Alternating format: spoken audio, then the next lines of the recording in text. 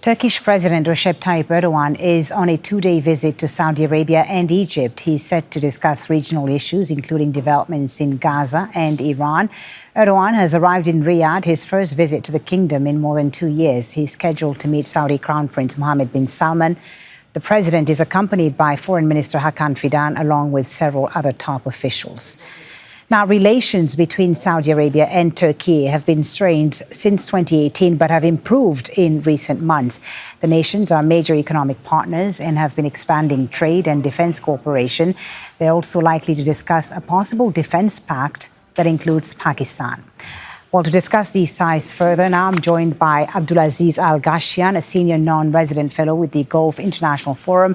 He is live from Riyadh, and also with us, Barin Kayaoglu, chair and assistant professor of American Studies at the Social Sciences University of Ankara. Gentlemen, thank you both for being with us on Al Jazeera. Barin Kayaoglu, if I can start with you. President Erdogan's first trip of the year, taking him to Riyadh and also Egypt. What message is Turkey sending by choosing these two countries specifically at this time, at a time of growing tensions between the US and Iran, and also the Gaza ceasefire that is very fragile still? Thank you for having me, Ms. Thaba. Always good to see you.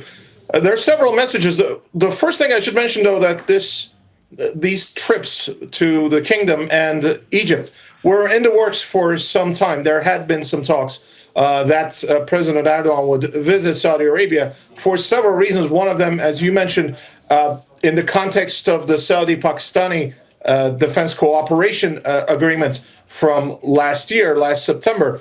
There was rumors that Turkey and Egypt were interested in interfacing, if you will, with both countries. Turkey already has very close military, economic, and political ties with Pakistan. And as you mentioned, Turkish-Saudi relations have been improving, along with Turkish-Egyptian relations have been improving after a rather chill in the 2010s. Which messages? There's several. The security aspect I just mentioned, but there's also talk from Foreign Minister Hakan Fidan, who spoke to, I believe, Mr. Rasul, your reporter, last week, on the need to follow the example of the European Union and seek economic integration in our part of the world, in Southwest Asia, and hopefully perhaps even North Africa, in order to lessen political tensions, lessen security risks. Let's get the view from Saudi Arabia now. Mr. al-Gashian, from Saudi Arabia's perspective, what does it see?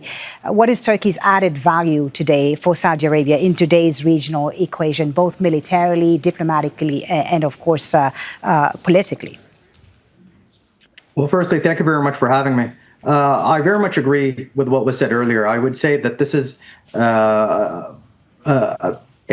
visit that comes against the backdrop of a lot of tensions, but also that's been in the work for some time. And in the past few years, I would say there was a gradual improvement of relations. I think both Saudi Arabia and Turkey realize that that there's a multipolarization of the world order that's taking place, and I think they're better off working with each other. And as a result, from the Saudi perspective, I think Turkey is a very important partner, or I think Saudi sees Turkey as a very strategic partner, especially when it comes to diversifying its alliances. I think Saudi Arabia still sees the United States as its main security partner, officially now ally. And now I would say, it understands, though, that this relationship with the United States has its limitations. And therefore, this is where Turkey comes in.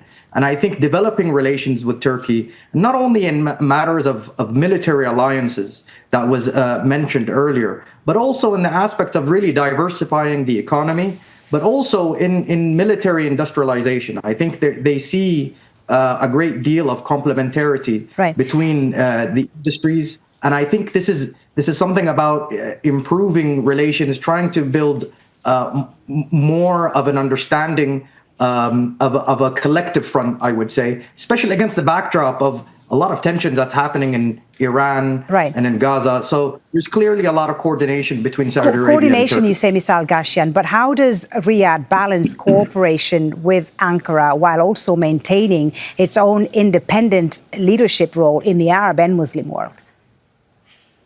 Well, I don't think they're exclusive. I think they do work together. I think even when it comes to a lot of the statements that are made and a lot of the rebuking and a lot of the criticisms of some implicitly of the Trump, some of the Trump statements of Israel, you see a collective statements. A lot of the times, you see a lot of the times that Turkey is part of this, and I think they realize that. Listen. The Arab world doesn't have to be against the Muslim world, and this kind of relationship they're actually very complementary. And so Arab nationalism doesn't have to go with the kind of Islamism or etc. Of course, Saudi is not really supporting now Islamists, but what I am trying to say is that this whole notion is not exclusive. It's actually very inclusive, and I think what the Saudi perspective is I think becoming. Right now, their trajectory is becoming more inclusive. Okay. What are your thoughts about this, Mr. Kayaoglu? And what does Turkey believes it brings to the table right now in this world, in this region, in the Muslim world, that the Saudis and Egyptians are not bringing to the table?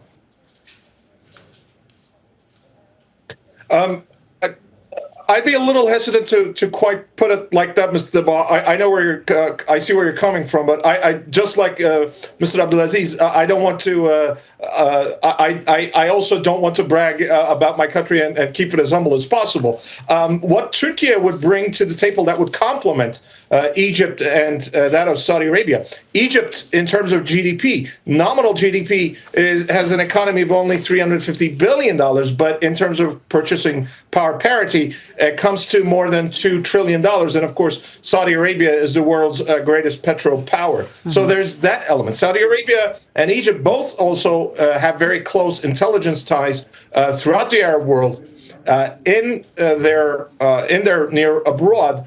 Turkey's greatest power, of course, is in terms of the other two countries, and if you also include Pakistan, is having a very diversified and highly integrated economy. Turkey is not a hydrocarbon power. It is a net energy exporter, but that forced Turkey to build a very robust economy. Our biggest weakness, to the extent that we do, is having cash sitting in the bank, tens of billions of dollars ready to invest each year. But then that's where obviously the kingdom comes in. Saudi Arabia has gotten very good at finding the correct opportunities and creating an innovation-driven economy in the last 10, 15 years under Vision 2030. So that's one of the many areas in which the different parties could cooperate. Right. But the real Turkish element to this is to call upon all countries in the region in its near abroad and say, look, we no longer have to fight over these things, spill blood over pretty much any of our disagreements, and let's seek ways in which we can bolster trade, engage in economic integration so as to decrease our security risks and no longer have to fear each other. Okay, Ms. al-Gashian, your response to that. And also I wanted to ask you about what Mr. Kayaoglu referred to there, this growing speculation about, this Saudi-Pakistan defense axis, with speculation that Turkey and eventually Egypt could be part of this defense axis. Would Riyadh be comfortable with a multilateral security arrangement that includes Turkey's defense industry and Egypt's military weight? Well, when it comes to the Saudi trilateral potential military alliance with Pakistan and Turkey, this ought to be separate, in my opinion, from the bilateral Saudi-Pakistan deal. And this is what I've kind of gathered from a lot of the statements, that this was something in the making for some time. And therefore, there is that is a different framework. So when it comes to, I think, whether or not Saudi would entertain this, they have indicated, or they haven't indicated anything otherwise. Clearly, this is part, as I said earlier, part of a diversification of alliances. They are now building sort of a deterrence capacity, and they understand that they have to really begin to develop military relations with others. And so there is no real obstacle to this. Now, I think what this deal is, or what this visit is going to help probably narrow the details, hone the details a little bit, narrow some of the bridges, and agree on a broad framework. And then they will take it from there and work accordingly to really hone details. So there is no real obstacle I see. Okay, gentlemen, thank you both for a very interesting discussion about Turkey-Saudi relations. Barin, Kayaoglu, Abdulaziz, al-Gashian, thank you for joining us on Al Jazeera. Don't miss out. Get the full picture. Subscribe to Al Jazeera for reliable news and expert insights. Like, share, stay ahead.